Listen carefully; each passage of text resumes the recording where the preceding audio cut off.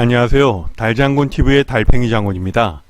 본격적인 여름을 앞둔 장마철인데 빗길, 안전운전 등 조심하시고요. 슬기롭게 이 여름을 잘 이겨내시기 바랍니다. 오늘 주제는 윤석열 정부의 외국인 부동산 규제 정책에 대한 엿보기로서 국토부 보도자료를 바탕으로 설명해 보도록 하겠습니다. 대법원 등기 통계를 바탕으로 국내 외국인 임대인 수치를 조사한 결과 2014년부터 2017년도까지 약 8,500명 선이었으나 문재인 정부 들어 지속 증가하여 작년에는 약 1만 2천 명 선에 이른다고 합니다. 특히 큰 폭으로 늘어난 중국인의 주택 구입은 과거 사드 배치 사건 이후 반중 감정과 맞물려 집 없는 것도 서러운데 중국인 왕서방 집주인에게 월세까지 내야 하느냐는 여론이 들끓으며 외국인 주택 구입에 대한 국민적 반감이 높아졌습니다. 이에 윤석열 정부에 거는 기대감으로 외국인의 부동산 투기를 막아달라는 국민적 여론이 정치적 이슈가 되고 있습니다. 우리 국민들이 외국인 부동산 구입에 있어 반감은 왜 생길까요? 일전에도 이와 같은 문제점을 영상으로 소개한 바 있는데 다시 말씀드리자면 정부의 부동산 규제가 우리 국민과 외국인을 비교할 때 오히려 우리 국민이 차별받고 있다는 점 때문입니다. 차별에 있어 대표적인 몇 가지를 소개하자면 부동산 취득과 양도 단계에 있어 주택수의 산정입니다. 우리 국민의 경우 주민등록상 세대별 합산 기준을 적용하기에 부부가 각각 1주택을 보유할 경우 2주택자로서 다주택자가 되는 반면에 외국인인 경우에는 우리나라의 가족관계 증명체계는 물론 해당 국가 행정확인 불가로 외국인 본국에서 다수의 주택을 보유하고 있더라도 국내에서는 무주택자이며 외국인 부부가 국내의 주택을 각각 보유하고 있다 할지라도 가족관계 확인 불가로 주택수가 부부 합산 2주택이 아니라 개인별 1주택자가 되는 것입니다. 따라서 외국인의 경우 부동산 취득 또는 양도 단계 시 다주택자에게 부과되는 중과세금에 적용이 되지가 않습니다. 개인적으로 이러한 문제의 해결책으로 외국 국적자가 부동산 취득에 따른 소유권 이전 등기 시 가족관계 서류 제출을 의무화해야 한다고 주장한 바 있습니다. 대통령직 인수위원회에서는 외국인이 부동산을 처분 시에 세대별 주택수 현황을 제출하는 것을 추진하겠다고 하였는데 양도보다는 취득 단계에 있어 올바른 주택수를 산정해야 재산세 또는 종합부동산세는 물론 취득세에 있어서도 우리 국민과 차별 없이 공정한 세수 확보가 가능하겠다는 판단입니다. 둘째는 대출 규제 적용이 우리 국민에 비해 유리한 점으로 첫 번째와 마찬가지로 세대 적용이 없기에 부부가 1주택을 소유하고 있더라도 국내에서 대출을 받을 수 무엇보다 외국에 소재하고 있는 은행에서 저금리의 대출을 받아 국내로 자금을 반입하여 줍줍하듯이 양질의 국내 부동산을 구입할 수도 있다는 점입니다. 물론 외국에서도 은행 대출을 받는다는 것이 쉬운 일은 아니겠으나 현재 우리 국민은 DSR 등 아주 강력한 대출 규제 적용으로 부동산 구입이 어려운 것이 현실이기 때문입니다. 지난주 국토교통부에서는 보도자료를 통해 외국인의 부동산 거래 불법 행위에 대해 엄정하게 관리하겠다고 밝힌 바 있습니다. 원희룡 국토교통부 장관, 서울대 법대 출신으로 사법고시, 검사 출신이며 정치에 입문하였죠. 제주도 태생인지라 지난 2014년도부터 약 7년간 제주도 지사직을 수행하여 온 바 있습니다. 처음으로 외국인 부동산 거래에 대해서 기획조사를 실시한다는 문구를 보고 저는 개인적으로 의구심이 들었습니다. 뭐지? 우리나라에서 외국인이 부동산 거래를 시작해 온 게 언제인데 처음이라니. 그러다 아래에 법무부, 국세청, 관세청 등과 관계기관과 함께라는 말에서 또 한 번 뭐지? 하는 의구심이 들었습니다. 왜 한국은행 또는 금융감독원이 빠져 있지? 외국인 입장에서 돈이 없지 부동산 매입물이 없는 것은 아니죠. 부동산을 구입하기 위해서는 자금이 국내로 들어와야 하는데 관세청이라니. 요즘 같은 세상에 누가 세관을 통해 돈문치를 들고 온다고. 그냥 은행에서 이체하면 되는데 말이죠. 따라서 이번 보도자료는 국토부 입장에서 무언가 외국인 부동산 규제에 대한 포장이구나, 풍선이구나 라는 생각을 해봅니다. 그동안 금융감독원에서 해마다 기획조사를 해왔는데 새삼스러운 조사라니요. 아마도 국민적 여론을 고려해 정치적으로나마 외국인에 대한 부동산 규제를 강화해 나가겠다는 여론전의 일환으로 보시는 게 좋을 것 같습니다.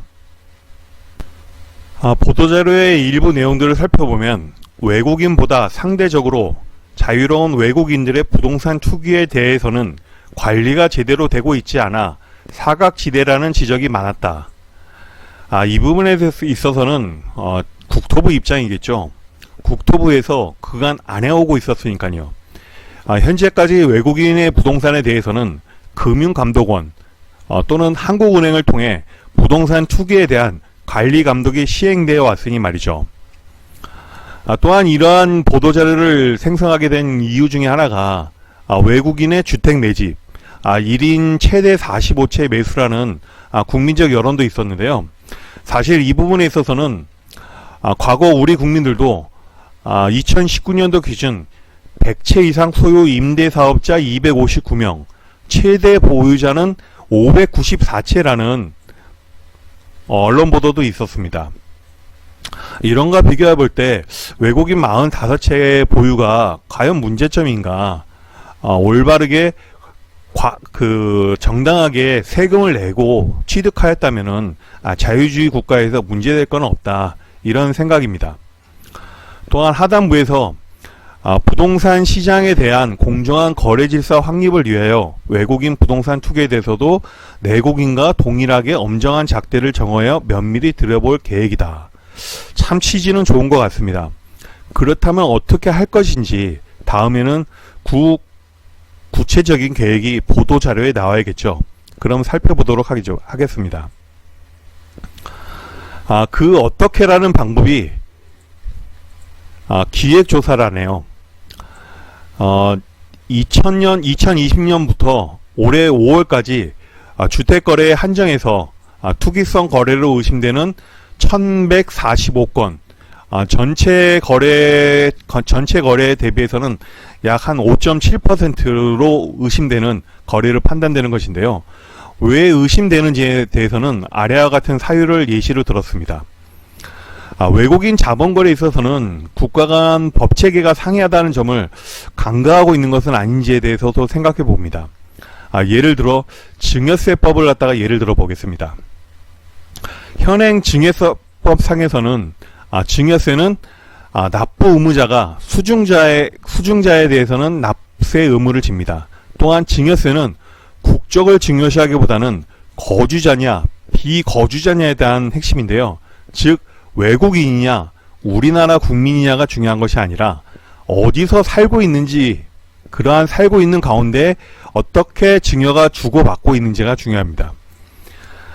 단적인 예로 미국의 경우에는 연간 1만 5천 불까지는 증여세가 면제되며 통합세 공제라 해서 1인당 평생 1118만 불, 하나로는 약 한 140억 원에 대해서는 증여세가 면제가 됩니다. 또한 중국과 같은 경우에는 증여세법 자체가 없기에 부모가 자식한테 막대한 돈을 주었더라도 증여세가 부과되지 않습니다. 이렇게 증여받은 자금을 통해서 국내로 반입을 하여 부동산을 취득한다면은 우리나라 세법으로는 막을 방법이 없겠죠.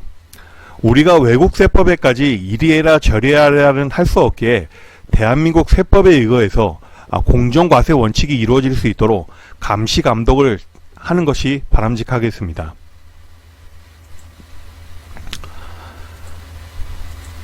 어찌되었든 올해 9월까지 4개월간 기획조사를 실시하고 10월경에 그 조사 결과가 발표할 예정이라고 하는데요.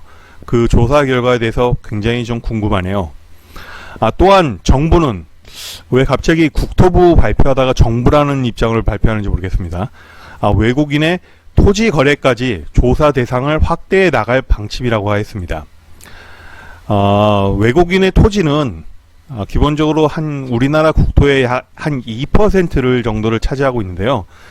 지속적인 모니터링 체계를 갖추고 이상 동향을 포착 시에는 추가 조사도 실시할 계획이라고 하네요. 즉 토지 거래까지도 국토부에서 기획조사를 하겠다는 건지 아니면 국토부가 다른 부서하고 같이 합해서 조사를 하겠다는 건지는 조금 좀 지켜봐야 될 것 같습니다.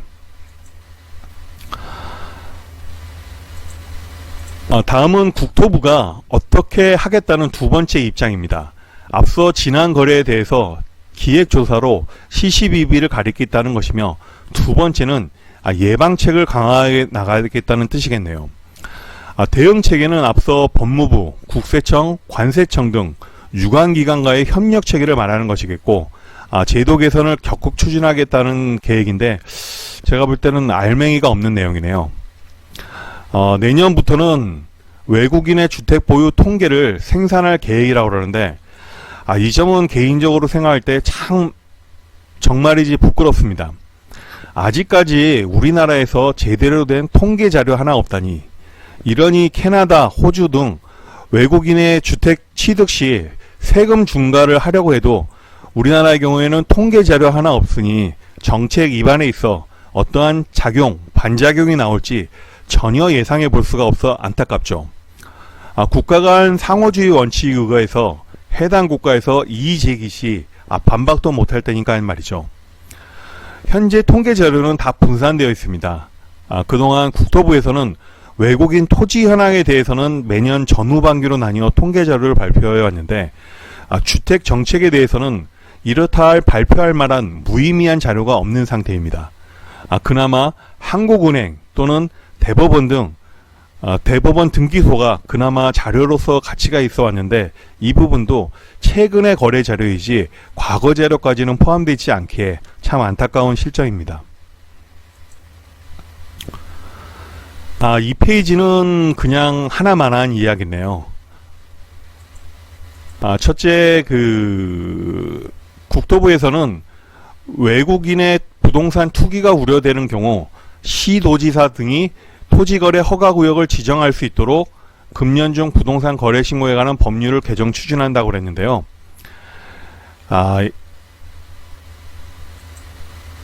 현재 부동산 거래 신고법으로 이미 이 사항은 일원화되어 있으며, 과거의 토지거래 허가구역의 지정에 대해서는 국토의 계획 및 이용에 관한 법률에 의해서 시도지사에게 지정 권한이 있었으나, 지금은 부동산 거래 신고법에 명시되어 있죠. 또한 지난 2020년 10월경에는 경기도에서 이재명 전 지사가 시행해 오고 있기에 지금이라도 어느 시도지사가 구역을 지정한다는 것은 법 개정 추진 못지않게 법 개정 추진과 함께 별 무리가 없지 않을까 싶습니다. 둘째는 민간 임대주택에 의거한 외국인 임대사업자 등록에 대해서는 이미 전년도 국토부 내부 지침으로 시행하고 있으며, 올해 1월에는 이미 법이 시행되고 있는데 반년도 안 지나서 또 무슨 개정이라니 뭔가 좀 의아스러운 바입니다.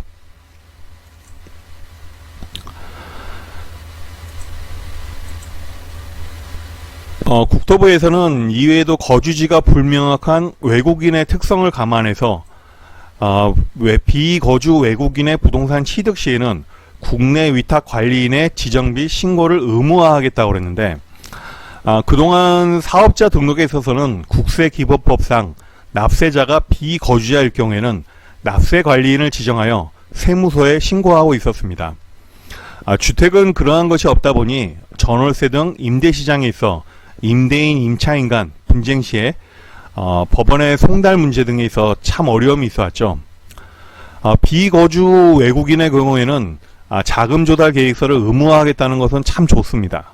또한 비거주 외국인의 부동산 취득 시 자금 조달서 제출 대상을 확대하겠다는 건 참 좋은데요.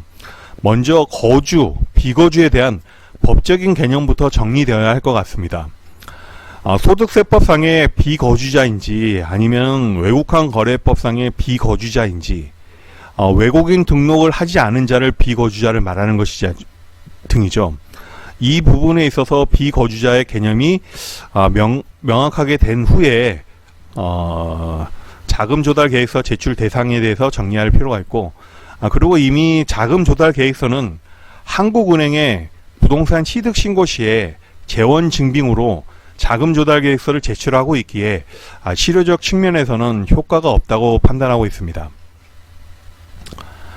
다음 관리 체계를 점검하는 계기가 될 수 있도록 하겠다는 건데요. 여기서는 이번 국토부 보도자료의 의미가 밝혀지겠네요. 기획조사라면서 벌을 주겠다는 의미보다는 국토부가 주도해서 외국인 부동산에 대한 체계를 잡아가겠다는 것이죠. 기획재정부 등과 어찌 힘겨루기를 해갈지는 앞으로 좀 지켜봐야 할 것 같습니다. 이번 국토부 보도자료를 살펴보면서 그나마 희망적인 것은 그동안 외국인 부동산 거래에 대해 기획재정부 중심으로 관리감독 활동이 이루어져 왔는데요. 국토부에서 법무부, 국세청 등 유관기관과 협력체계를 활용해서 외국인의 불법적인 부동산 거래에 대해 대응해 나가겠다는 의지를 보낸 점에서 박수를 쳐봅니다. 앞서 외국인의 주택 보유 통계는 정책 입안에 있어 아주 중요한 점이며, 아직까지 제대로 된 통계 자료 하나 없다는 것은 IT 강국 코리아라는 점에서 매우 부끄러운 바입니다.